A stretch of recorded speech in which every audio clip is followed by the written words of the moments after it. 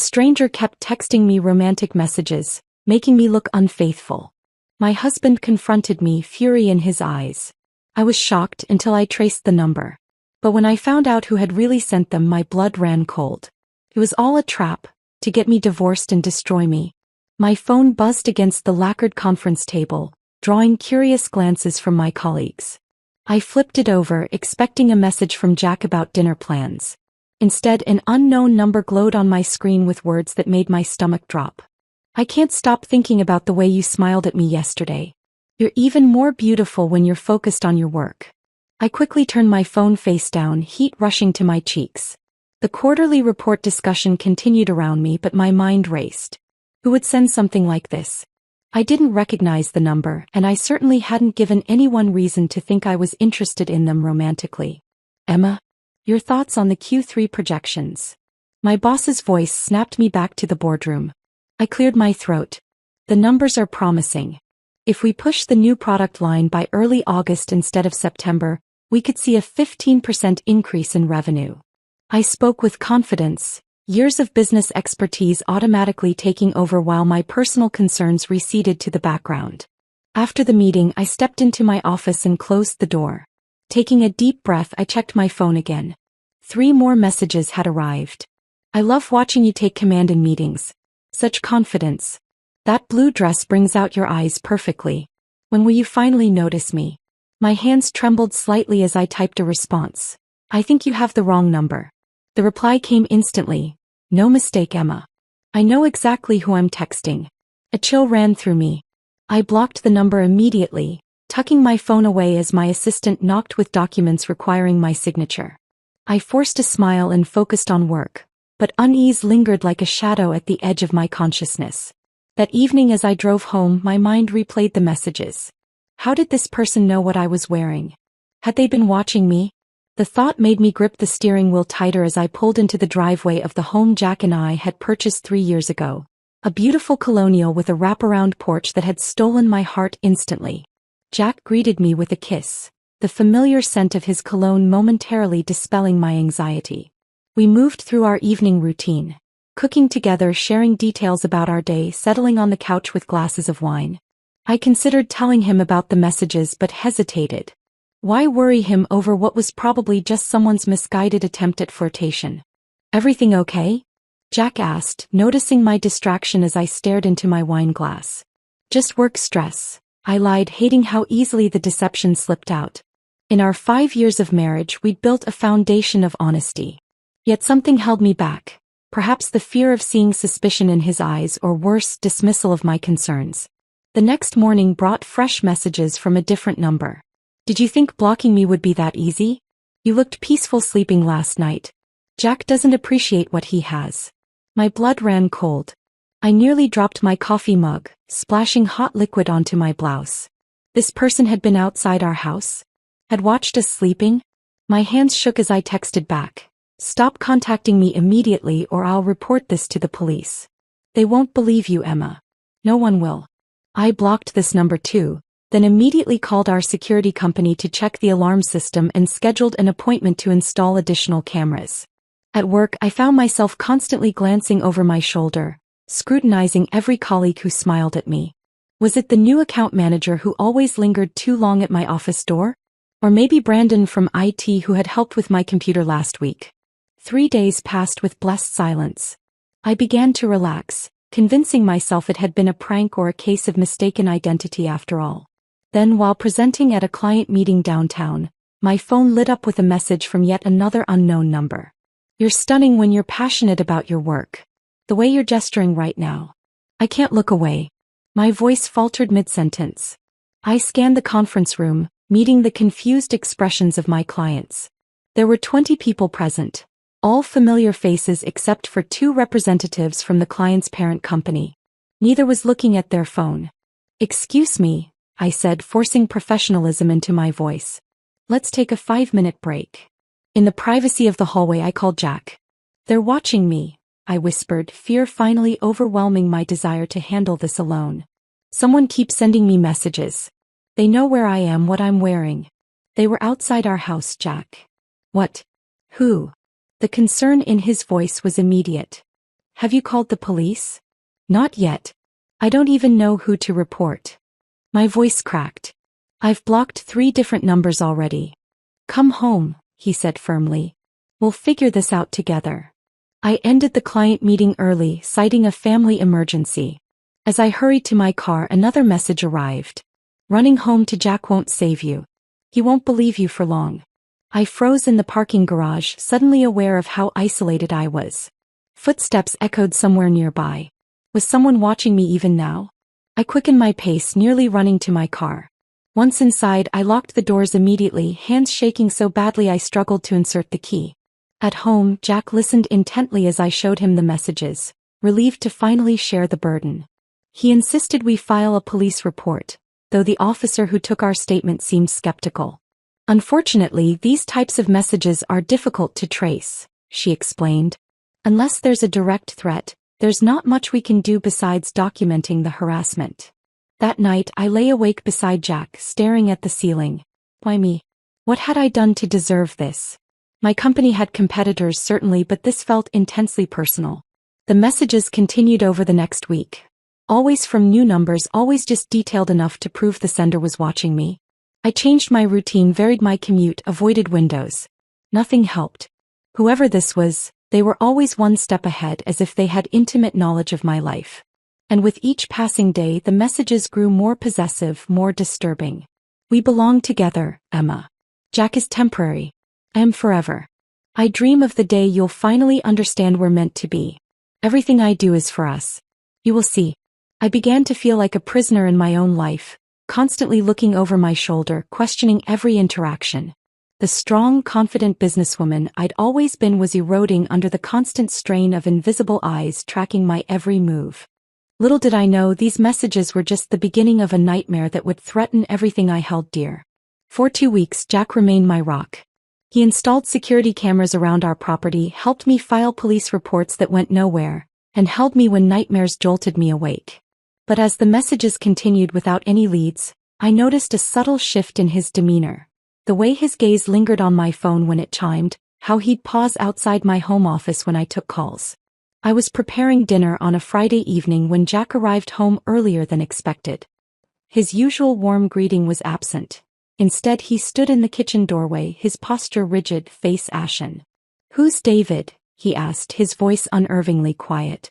I turned from the cutting board, knife still in hand. "David? I don't know any David." "Really?" Jack pulled out his phone. "Then why is he texting you that he misses the scent of your perfume on his sheets?" My stomach plummeted. "What are you talking about?" "I saw the messages, Emma. They came through while your phone was charging in our bedroom." His voice cracked slightly. "I wasn't snooping, they just appeared on your screen." I wiped my hands and moved toward him. "Jack, that must be the same person who's been harassing me. There is no David." He stepped back as if my proximity might burn him. "These weren't harassment, Emma. These were responses. Replies to messages you've apparently deleted." His eyes, usually warm with affection, had hardened into something I barely recognized. "There's an entire conversation thread."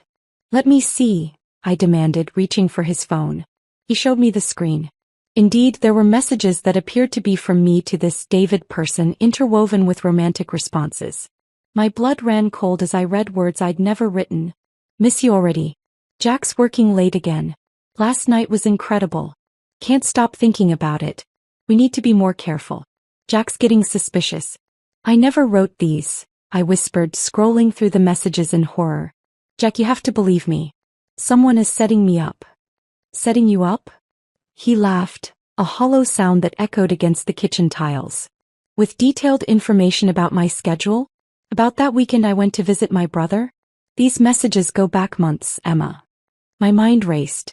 How was this possible? I reached for my own phone, but the alleged conversation with David wasn't there. Somehow, these messages had been sent from my number without appearing on my device. "I'm being hacked or something," I insisted. "The stalker messages, now this, it's all connected. Someone's trying to hurt us. The only one hurting us is you." Jack's voice rose sharply. He rarely raised his voice, the sound made me flinch. "I've been supporting you through this supposed stalker situation, and all along you've been..." He couldn't finish the sentence. It's not true, I pleaded. There is no affair. There is no David. I love you. Only you. Jack paced the kitchen, running his hands through his hair. I defended you to everyone. My mother called weeks ago saying she'd seen you having lunch with some man at Riverside Cafe. I told her she must be mistaken. My head snapped up. What? When did she say this happened? What does it matter? February something. The point is I trusted you. I grabbed his arm. Jack, I was in Chicago that entire week for the Anderson account. Remember? You dropped me at the airport. A flicker of doubt crossed his face, but it vanished quickly. Then it was another time. She saw what she saw. Your mother has never liked me, I said quietly. You know that. His expression darkened. Don't try to deflect this onto my mother. We argued until midnight. Every explanation I offered was met with skepticism. The more I insisted on my innocence, the more Jack seemed convinced of my guilt. When he finally grabbed a pillow and stormed off to the guest room, I collapsed onto our bed, exhausted and scared. Sleep eluded me.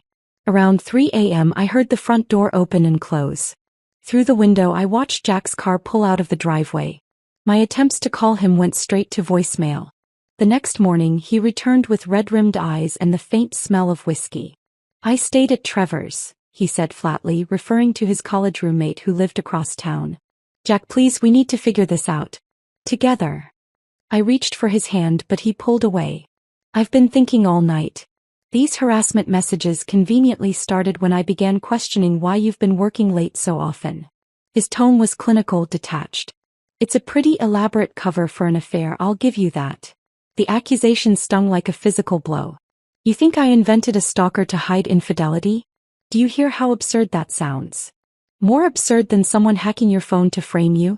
Creating fake messages that somehow know intimate details about our lives. He shook his head. I checked our phone records this morning. There have been dozens of calls to the same number over the past few months. Always when I'm not home. My jaw dropped. That's impossible. Let me see. He handed me a printout from our mobile carrier. There they were, calls I had never made, listed in black and white. I want to believe you, Emma, Jack said, his voice breaking slightly. But the evidence, it's overwhelming. That afternoon he packed a small suitcase.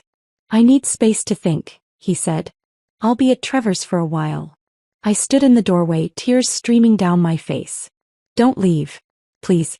If you leave, whoever is doing this wins. He paused, conflict written across his features. For a moment I thought he might stay. Then his phone chimed with a text alert. He checked it, his expression hardening again. Goodbye, Emma. After Jack left, I received another message from the unknown number. He never deserved you anyway. Now you're free to be with me. Rage replaced my despair. Someone had methodically destroyed my marriage, creating an elaborate web of lies.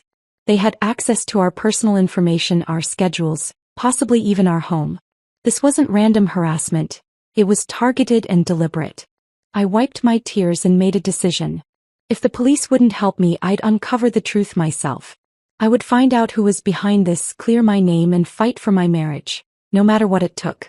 The house felt cavernous without Jack. Each creak and settling noise amplified in the silence, making sleep impossible. I spent that first night alone, methodically documenting everything. Every message, every call, every strange occurrence over the past weeks. The pattern was too deliberate to be random. Someone with intimate knowledge of my life was systematically destroying it. By morning I had a wall of sticky notes and a renewed sense of purpose. I called in sick to work for the first time in 3 years and set up camp at my dining room table with my laptop and a pot of coffee strong enough to strip paint. First, I needed technical help. My colleague Priya had mentioned her brother worked in cybersecurity. One desperate call later, Raj was sitting across from me, examining my phone. This is sophisticated work, he muttered, scrolling through diagnostic screens I couldn't begin to understand. Someone's installed spyware, high-end stuff, not the garbage you find on sketchy websites. My skin crawled. They can see everything I do? Messages, calls, emails, photos, even your location. He glanced up sympathetically. Do you have any enemies with technical skills and money to burn? I thought about my career trajectory, the deals I'd closed, the people I'd outmaneuvered. More than I'd like to admit. Raj worked silently for hours, tracing digital breadcrumbs. Finally, he pushed back from the table. I've isolated several IP addresses connecting to your device. One keeps appearing. It's routing through multiple VPNs, but there's a pattern. He handed me a piece of paper with a string of numbers. This might help identify them. I stared at the meaningless digits. How? The phone registering these connections is purchased through Vermilion Enterprises. He paused. Does that name mean anything to you? My coffee mug nearly slipped from my fingers. Vermilion was Marcus Hargrove's holding company. We were partners in a startup 5 years ago. Memories flooded back. Marcus's brilliance, his intensity, his inappropriate comments that I'd brushed off as social awkwardness. When our venture gained traction, his behavior became more possessive. I eventually bought out his share to escape the increasingly uncomfortable dynamic. I need to confirm it's him, I said, already reaching for my keys. Whoa, slow down. Raj blocked my path. This person has already manipulated your husband into leaving. If they realize you're onto them, they might escalate. What choice do I have? I demanded. The police won't help without concrete evidence. Raj sighed. Give me until tomorrow. I can set up a digital trap. Something that will ping us his exact location next time he accesses your phone. That night, another message arrived. Asterisk, how's the empty house, Emma? Jack's better off without your lies. I'm the only one who truly understands you, asterisk. I forced myself to respond naturally, my skin crawling with each word. Please leave me alone. I don't know who you are. The reply came immediately. You know exactly who I am. We're meant to be together. Got him, Raj announced the next morning, bursting through my front door with his laptop. He accessed your phone at 11:43 p.m. from a location in Highland Park. I pulled up property records on my laptop. Sure enough, Marcus owned a house in Highland Park. A modern monstrosity featured in an architectural magazine last year. I need to see him, I said, already planning my approach. That's a terrible idea, Raj countered. Let me gather more evidence first. But patience had never been my virtue. 2 hours later, I parked a block from Marcus's house, heart hammering against my ribs. Through binoculars borrowed from Jack's hiking gear, I watched the property. The security setup was extensive. Cameras at every corner, coded gate entry. Just as I was considering my next move, a sleek black car pulled into the driveway. The gate slid open and I caught a glimpse of the driver. Marcus, barely changed from when I'd last seen him 5 years ago. Still meticulously groomed, still radiating cold intensity. I snapped several photos with my phone, then followed at a distance when he left again an hour later. He drove to an upscale shopping district and entered an electronics store. I waited 15 minutes before following. He was examining smartphones when I approached. Hello, Marcus. His head snapped up, surprise flickering across his features before smoothing into a practiced smile. Emma. What a delightful coincidence. Not a coincidence, I said flatly. I know what you've been doing. His expression didn't change, but something shifted in his eyes. A coldness that sent chills down my spine. I'm afraid I don't know what you mean. The messages. The spyware on my phone. Destroying my marriage. I kept my voice low, conscious of other shoppers nearby. Marcus laughed, the sound utterly devoid of humor. That's quite an accusation. Perhaps the stress of your failing marriage is affecting your judgment. Vermilion Enterprises, I said, watching his reaction carefully. That's how we trace the phone you're using to spy on me. A muscle twitched in his jaw, the only indication I'd struck a nerve. You always were clever, Emma. It's one of the things I've always admired about you. Why? I demanded. What could possibly make you do this? His smile remained fixed, but his eyes hardened. You ruined me, he said, voice barely above a whisper. You took our company, our vision, and pushed me out. Everything you've achieved should have been ours. I bought your shares at market value, I countered. You agreed to the terms. After you poisoned our investors against me. He stepped closer, his cologne overwhelming. You made them think I was unstable. Dangerous. You were, I said, standing my ground despite the alarm bells ringing in my head. The night you came to my apartment uninvited. I came to discuss strategy, he hissed. Instead I found you with him. Planning how to dilute my stake. Memory clarified like a photograph coming into focus. Jack had surprised me with takeout that night. We'd been discussing vacation plans, not business strategy. Marcus had misinterpreted everything through his distorted lens. That was my boyfriend, now husband, I explained carefully. We weren't discussing you or the company. Something dangerous flashed in his eyes. It doesn't matter now. You're getting exactly what you deserve. I pulled out my phone. I'm going to the police with everything I found. Marcus's smile returned, eerily calm. With what proof? I've covered my tracks well. And even if you could prove the harassment, you can't prove I sent those messages to Jack. Those came from your phone, remember? Then I'll tell Jack the truth myself. His laugh chilled me to the bone. He won't believe you. Not after what's coming next. He glanced at his watch. I should go. I have an appointment with your mother-in-law. Diane. I whispered, pieces suddenly clicking into terrible place. What does she have to do with this? Marcus's smile widened. Who do you think hired me in the first place? Diane. I repeated, my voice barely audible over the store's ambient music. The revelation knocked the air from my lungs. My mother-in-law hired you. Marcus checked his watch again, clearly enjoying my shock. She approached me about 6 months ago. Said she'd been following my career since our separation. Knew I had the technical expertise and, shall we say, motivation to help with her little problem. Her problem being me, I said flatly. Smart as always. He smiled coldly. You never were good enough for her precious son. The corporate career woman who would never give Jack the family he deserved. A memory surfaced. Diane's thinly veiled comments at our last holiday dinner about her friends becoming grandmothers. Jack and I had agreed to wait until my company's expansion stabilized before starting a family. He'd supported that decision completely, or so I thought. Jack and I make our own choices, I said, trying to keep my voice steady.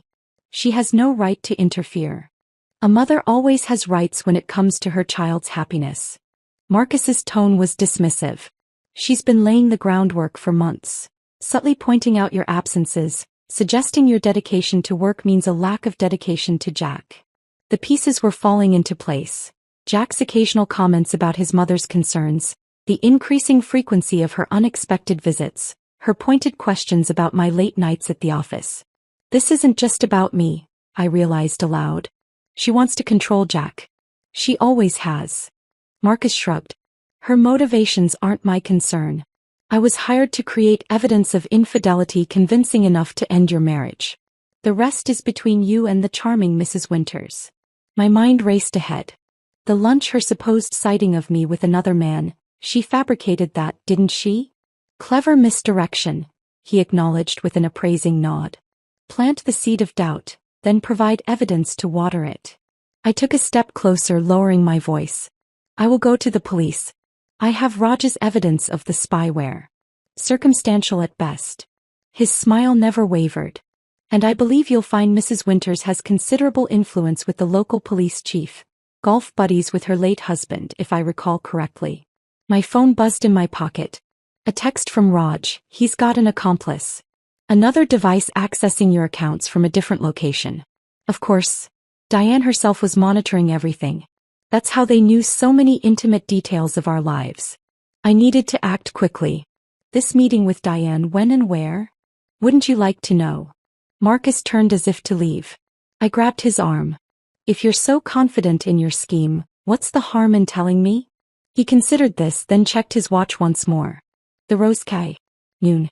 Though I doubt it matters, she'll be finished with our business by the time you get across town. I was already moving toward the exit when he called after me. She's quite resourceful, your mother-in-law. Don't underestimate her. I didn't waste breath responding. Outside, I called Jack repeatedly as I raced to my car. Straight to voicemail every time. Next, I tried Trevor. No answer there either. Fighting panic, I sped toward the cafe on the other side of town.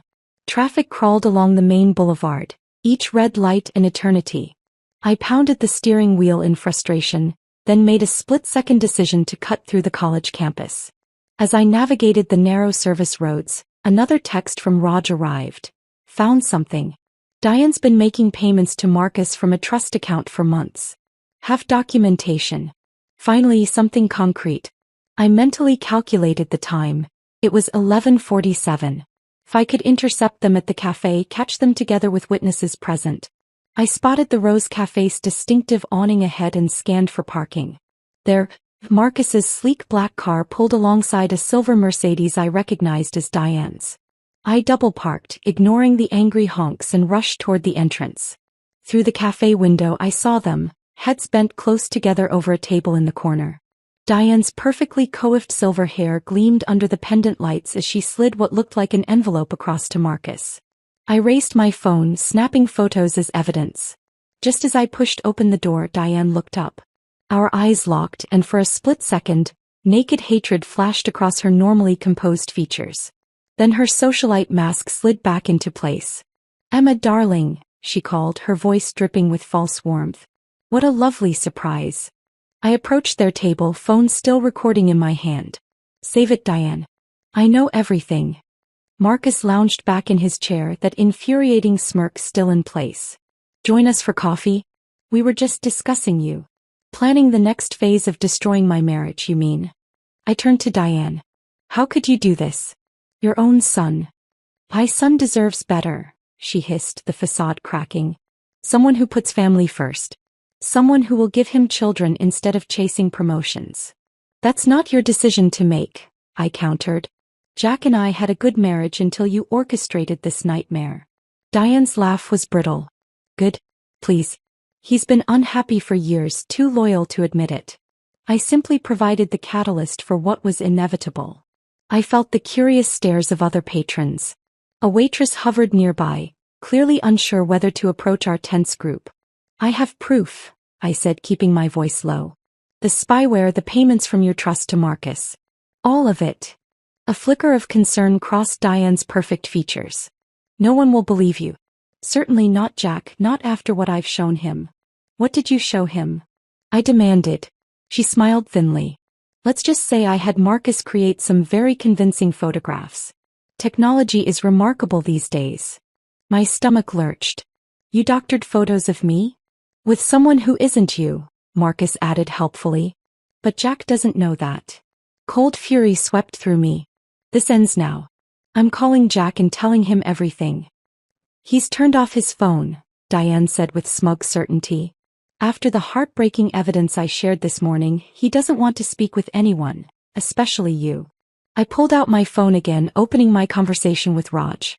"I'm sending all of this to the police. Harassment, stalking, fraud. You'll both face charges." Marcus's smirk finally faltered. "You're bluffing. You have nothing concrete." "Don't I?" I played the recording I'd started when entering the cafe.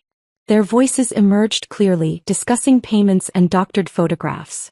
"And Raj has traced all the spyware back to your devices. Both of you." Diane's composure cracked completely. "You ungrateful little," she caught herself, glancing around at the now openly staring customers. "You'll regret this. Jack will never believe you over his own mother." "We'll see about that," I said, turning to leave. "Family means everything to Jack, including loyalty. How do you think he'll feel when he learns his mother orchestrated this entire nightmare?" As I walked away, I heard Marcus's low voice. "This is getting complicated, Diane. Perhaps we should." "Shut up," she snapped. "This isn't over." I stepped outside into the sunlight, a strange calm settling over me despite her threat. For the first time in weeks, I had concrete evidence and a clear enemy. The fight to reclaim my life and my marriage was just beginning, but at least now I knew exactly who I was fighting against. The calm I felt leaving the cafe evaporated the moment I reached my car. A parking enforcement officer was already writing a ticket, but that was the least of my concerns. My windshield was adorned with photographs. Dozens of them secured under the wipers like macabre decorations. I snatched one free, my hand trembling as I examined it. My face, perfectly photoshopped onto another woman's body, locked in an intimate embrace with a man I'd never seen. The quality was impeccable, no obvious signs of manipulation. Several onlookers slowed their pace, glancing between me and the scandalous images fluttering in the breeze. "Is that you?" the parking officer asked, her eyes wide with morbid curiosity. I tore down the photos as quickly as possible, shoving them into my purse. "No," I said firmly. "Someone's trying to hurt me." Her skeptical expression said everything. This was just the beginning. Diane was sending a clear message about what would happen if I continued fighting back. My phone buzzed with Raj's call as I slid into the driver's seat. Emma, you need to get to your office. Now. His usually steady voice sounded alarmed. What's happening? Someone's sending those doctored photos to your entire company contact list. Your CEO just called an emergency meeting. My stomach dropped. Can you stop it? I'm trying, but they've set up an automated distribution system. It's going out in waves. I peeled away from the curb, mind racing. I need to speak to Jack first. He has to hear the truth from me before. There's more, Raj interrupted. Someone's draining your joint accounts. Large transfers are going out to offshore accounts. I'm tracking them, but you need to get to the bank immediately. That's impossible, I said, panic rising. Those accounts need dual authorization. Not anymore. The permissions were changed yesterday. I gripped the steering wheel so hard my knuckles whitened. Jack wouldn't do that. But if he believed the worst about me, if Diane had convinced him I was planning to leave, I made a split-second decision and redirected toward First National Bank. The financial manager's face fell the moment I walked in. Mrs. Winters, she said, her professional smile strained. We were just about to call you. 20 minutes and multiple verification steps later, the damage was clear. Our savings, all of it, had been transferred to accounts beyond reach. The only silver lining was the manager's confirmation that the authorization had come through Jack's credentials, not mine. I hadn't been completely erased from our financial life yet. Can you freeze everything? I asked. We already have at Mr. Winters' request this morning. He seemed concerned about unauthorized access. Of course. Diane had convinced Jack I might try to take everything. She was systematically cutting off all my resources. I left the bank and sat in my car, forcing myself to think strategically. My professional reputation was under attack. My financial security was compromised. My marriage was in shambles. What would they target next? The answer came with horrifying clarity as my phone rang with my assistant Melissa's number. Emma. Her voice was tight with concern. Someone's here. Someone from the board. They're saying there's an emergency vote regarding your position. Something about ethical violations and company resources being used for personal vendettas. I closed my eyes, the pieces clicking together.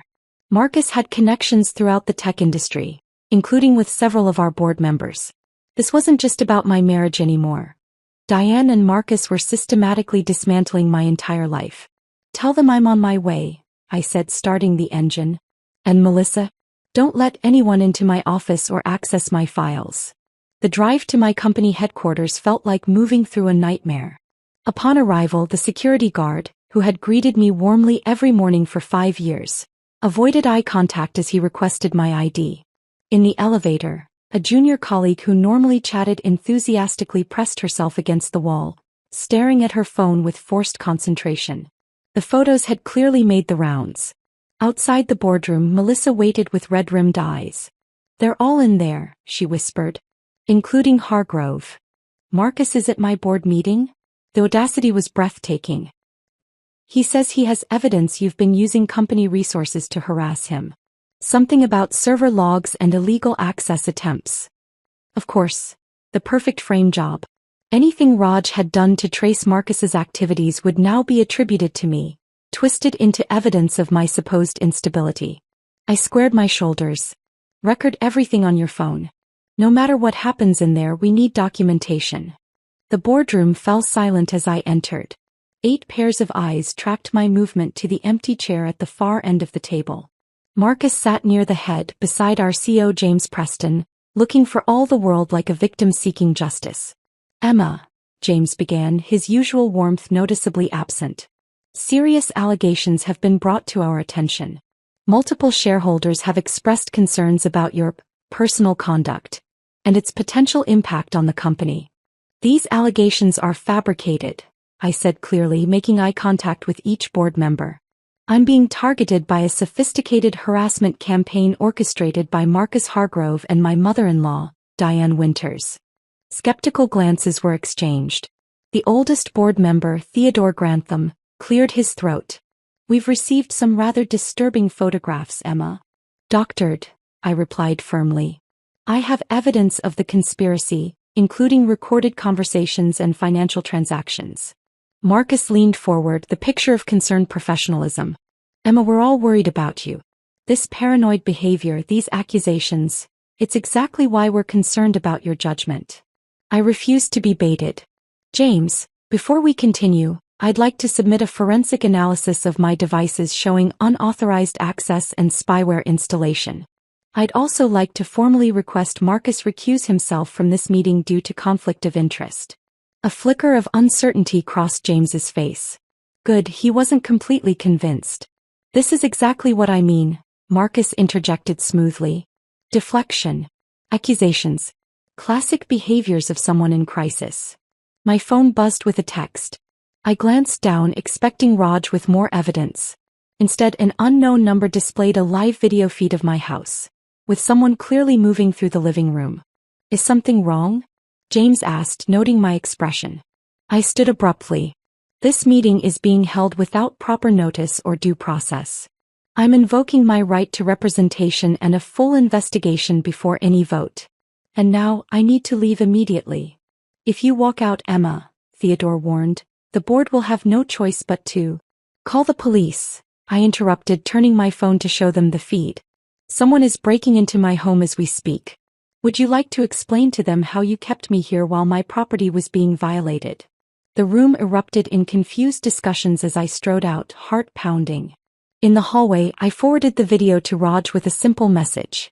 Send police to my house now. As I raced back to my car, another text arrived, from Jack's number this time. I'm at the house picking up some things. We need to talk. I've heard some disturbing things from my mother. Relief washed through me, quickly followed by dread. Jack was at our house, alone and vulnerable to whatever Diane might be planning next. I raced through traffic, running red lights and cutting through parking lots. Jack was in danger whether he realized it or not. I tried calling him repeatedly, but each attempt went straight to voicemail. The 20-minute drive felt like hours. As I screeched to a halt in front of our house, I noticed two vehicles in the driveway, Jack's familiar SUV and Diane's silver Mercedes. My stomach knotted. She was already here. I called Raj. What's the status on the police? En route, but it'll be at least 10 more minutes. There was a pile up on the highway. I'm going in, I said, grabbing the tire iron from my trunk. Emma, wait for backup. I ended the call. There wasn't time to wait. The front door was unlocked. I stepped inside cautiously, listening for voices. The house felt wrong, too still yet charged with tension, like the air before a thunderstorm. A lamp had been knocked over in the entryway, its shade askew. Jack. I called out, gripping the tire iron tighter. A noise from the kitchen drew me forward. I moved silently across the hardwood floors, years of yoga providing unexpected stealth. Through the kitchen doorway, I could see Jack seated at our dining table, his back to me. Diane stood over him, one hand on his shoulder while the other gestured emphatically. Never wanted to show you these, sweetheart, but you needed to know the truth, she was saying, her voice dripping with manufactured sympathy. She wouldn't, Jack murmured, staring down at what appeared to be more doctored photographs. This can't be real. The evidence is overwhelming, Diane soothed. I know it hurts now, but you'll be better off without her manipulations. I've already spoken with Gerald about expediting the divorce proceedings. Gerald, her attorney. She'd been planning this endgame from the start. I think Jack can make his own decisions, I said, stepping into the kitchen. They both startled. Jack half rose from his chair, his expression cycling through shock, anger, and confusion. Diane recovered quickly, shifting smoothly in front of him. Emma, she said coolly. This is a private conversation between my son and me. In my house. I don't think so. I kept the tire iron partially hidden behind my leg. Jack, I need you to listen. Everything she's told you is a lie. Jack's eyes were haunted, his face pale. The photos, Emma. How can you explain the photos? They're fake. Diane hired Marcus Hargrove to destroy our marriage. They've been planning this for months. I took a step closer. Think about it, Jack. Would I really document an affair with selfies? Would I have left such obvious evidence for you to find? A flicker of doubt crossed his features, but Diane squeezed his shoulder. She's desperate, sweetheart. She's been caught and now she's making wild accusations. Your own mother wouldn't. Wouldn't what? I interrupted. Wouldn't interfere in your marriage? Wouldn't try to control your life? That's all she's ever done, Jack. That's enough. Diane's composure cracked.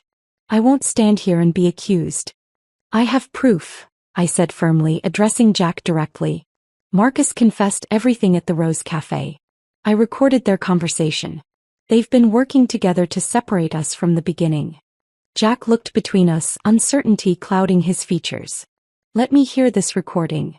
I reached for my phone, but Diane moved with startling speed. Her hand shot out, knocking my phone from my grip. It skittered across the kitchen floor and under the refrigerator. Mother! Jack exclaimed, rising fully now. She's lying, Diane hissed, a transformation coming over her features. The polished socialite mask fell away, revealing something feral beneath. She's always been lying, manipulating you away from your family. She never loved you, not like I do. The possessive intensity in her voice made Jack take a step back. What are you talking about? A new voice answered from the doorway. She's talking about her unhealthy obsession with controlling your life. Marcus leaned casually against the doorframe, watching the scene with detached amusement. Your mother's quite the performer, Jack. Had me convinced she was just a concerned parent until she started talking about how you'd finally come home where you belonged. Back under her roof, under her rules. Diane's face contorted with fury. You were paid to keep your mouth shut. I was paid to break up a marriage, Marcus corrected. Not to become an accessory to whatever this is devolving into. He gestured vaguely toward Diane. The lady's becoming a liability. You backstabbing. Diane lunged toward Marcus, who sidestepped with practiced ease. Jack grabbed his mother's arm, his expression hardening as the truth began to dawn. Mom, what have you done? Only what was necessary, she spat, wrenching her arm free. She was never good enough for you. She would have ruined your life. No children, no proper home, just ambition and selfishness. I took advantage of their confrontation to edge toward the refrigerator, dropping to my knees to retrieve my phone. The recording was our best evidence. Don't you dare, Diane warned, noticing my movement. She grabbed something from her purse. A small canister. Pepper spray. Diane, stop. Jack moved to intercept her, but Marcus grabbed him from behind. Sorry, mate. Can't have you interfering just yet. The ladies need to settle this. I scrambled backward as Diane advanced, her eyes wild with a hatred I'd never fully comprehended until this moment. You turned my son against me.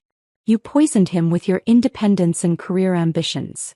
Jack made his own choices, I countered, looking for an escape route. He loves me, not as a possession but as a partner. He would have come to his senses eventually, she insisted. Realized what a proper family should be.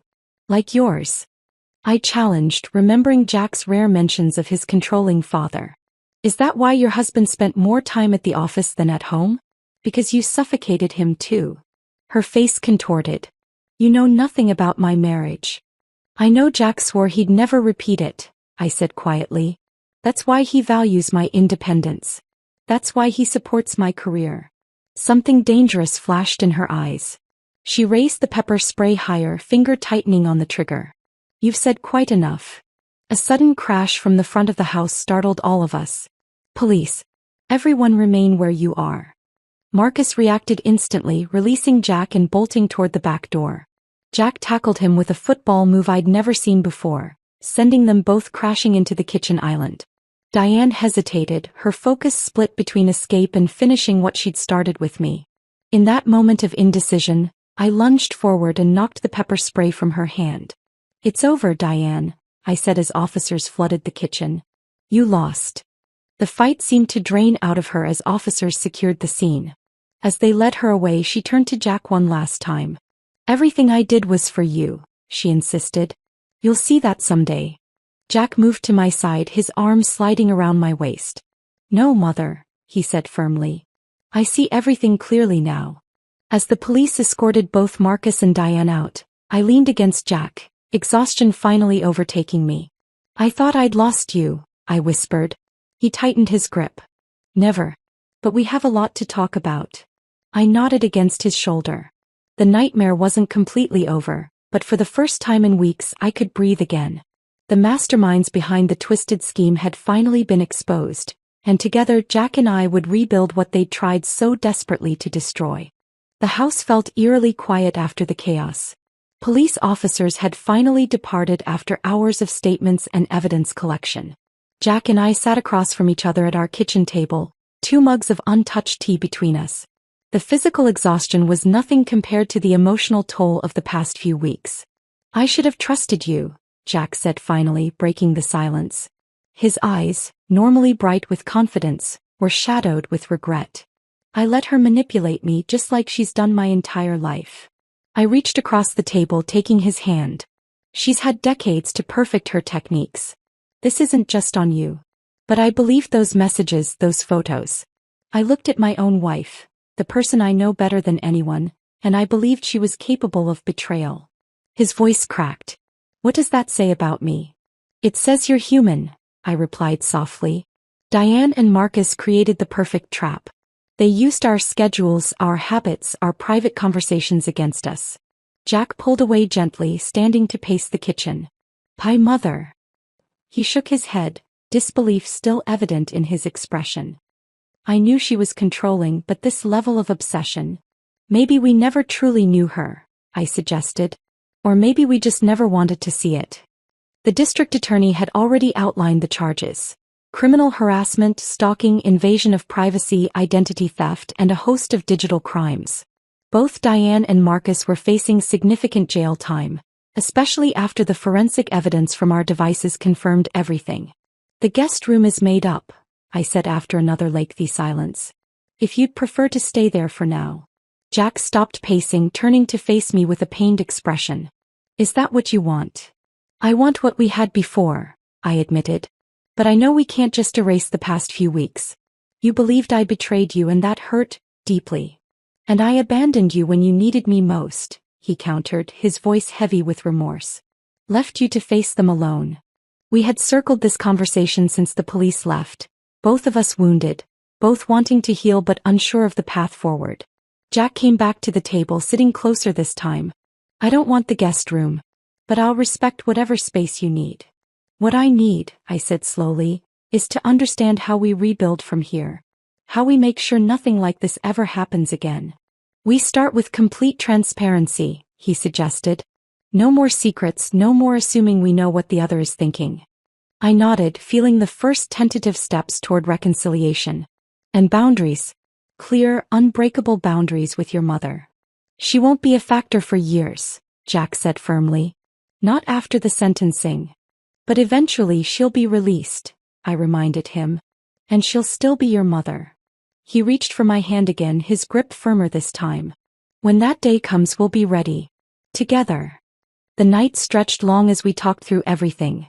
Not just the immediate trauma, but the small fractures that had existed before, the tiny spaces where doubt could take root. By dawn we had fallen asleep on the couch, physically and emotionally drained but somehow lighter. The weeks that followed brought challenges we hadn't anticipated. The professional damage had been extensive. Though the board eventually rescinded their emergency action, the whispers and sideways glances continued. The doctored photos had circulated widely before being debunked. "It doesn't matter what they think," Jack insisted one evening as I recounted another awkward elevator ride with colleagues. "It shouldn't," I agreed, "but reputation matters in business." "Then we rebuild that too," he said simply. "One day at a time." He was right. Gradually, as the full story emerged through the legal proceedings, support replaced suspicion. Clients who had distanced themselves cautiously returned. The financial damage took longer to repair. Lawyers, digital security consultants, and therapy weren't cheap, but we approached each challenge as a team. The most unexpected support came from Jack's father, Richard, who had remained distant since his divorce from Diane 15 years earlier. He appeared on our doorstep one Sunday morning, 3 months after Diane's arrest. "I should have warned you," he said without preamble when Jack opened the door. "I knew who she was, what she was capable of. But I wanted to believe she'd changed." That lunch with Richard revealed patterns we hadn't recognized. The isolation tactics, the subtle manipulations, the rewriting of history. For Jack, it was both validation and heartbreak to hear his childhood reframed through his father's perspective. "I don't want to become him," Jack confessed that night after Richard had gone. "Running away when things got difficult." "You won't," I assured him. "Because you're aware of the pattern. That's half the battle." Our therapy sessions, both individual and as a couple, became the foundation of our rebuilding. Dr. Levine helped us navigate the complex emotions. Jack's guilt over his initial distrust, my lingering fear of vulnerability, our shared anxiety about future manipulation. Trust isn't rebuilt through grand gestures, she reminded us often. It's the accumulation of small moments of reliability. 6 months after the arrests, we faced another challenge. Diane, awaiting trial, requested a meeting with Jack. The decision tormented him for days. "I don't owe her anything," he said one night, staring at the ceiling above our bed. "No," I agreed. "You don't. But if I don't go, I'll always wonder what she wanted to say." I rolled onto my side, studying his profile in the dim light. "Whatever you decide, I support you. But remember what Dr. Levine said about maintaining boundaries." Jack opted to meet her with strict conditions and his lawyer present. He returned quieter than I'd seen him in weeks. "She wanted forgiveness," he said finally as we walked along the beach that evening, the sunset painting the water in hues of gold and crimson. "Not because she regrets what she did, but because she still believes she was right." "And what did you tell her?" I asked gently. "That forgiveness might come someday but not today. And that she would never again dictate the terms of our relationship." His voice was steady, resolved. "I told her that you and I are a unit, that any relationship with me includes respect for you." I squeezed his hand, wordlessly acknowledging the strength it had taken. "It's strange," he continued. "I'm free. Like I've been carrying her expectations my entire life and finally set them down." 1 year to the day after Diane's arrest, we renewed our vows in a small ceremony by the ocean. Not because our marriage had broken, but because we had forged something stronger from the attempt to break it. "I choose you," Jack said, his voice carrying across the waves, with clear eyes and full awareness of all that we've overcome. "And I choose you," I replied, "not despite our scars but because of them. They're proof of what we can survive together." As the sun dipped below the horizon, I realized that what Diane had intended as our destruction had instead become our reconstruction. We were no longer the same couple she had targeted. We were stronger, more vigilant, more deeply connected. In trying to tear us apart, she had inadvertently bound us together in ways that would withstand any future storms.